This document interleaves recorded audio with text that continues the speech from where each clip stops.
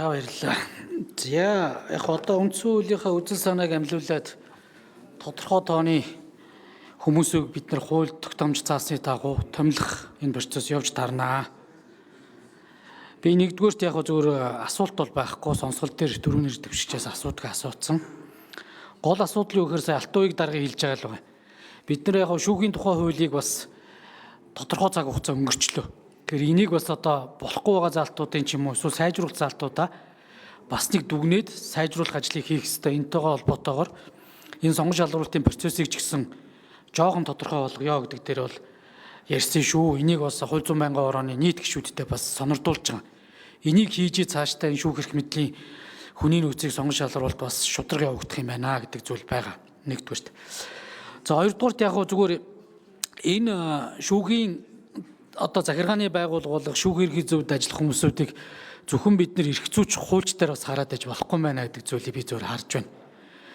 Ер нь зүгээр болж игэл одоо хүний нөөцийн чиглэлээр бас мэрэгшсэн төсөв санхүүгийн зохиож хилцүүлж батлуулахын процессд оролцсон ийм хуульчид бас баймаар юм байна.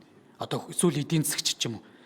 Тэгэхгүй энэ бол одоо шүүх эрхийн зөвлөлийн ажил маань бол тэр олон хуульчдаас шүүгчийг шилж болохоос гадна гол нь энэ шүүх эрх мэдлийн систем ажиллах одоо тэр дид үтц тэрийг дагсан төсөв санхүүгийн асуудлыг шийдвүүлж чадах ур чадвар хэрэгтэй байгаа байхгүй.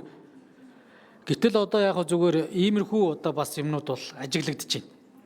Илүү их одоо яг хуульч бэкграундтай талдаа ингээд байгаа учраас би тэд Алт уугийг дарга энтрийн хэлж байгаадаар би бас энийг цаашдаа юу анхаарах хэрэгтэй байна гэж одоо хэлж гэн. Тэгээд та дөрвийн үр дүн яаж гарч болох магадaltaй.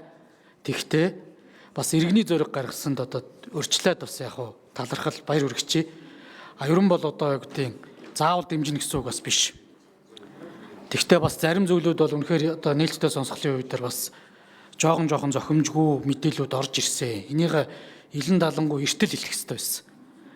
Тийм учраас бас дараагийн одоо юмнууд дээр бас анхаарах хэрэгтэй байна.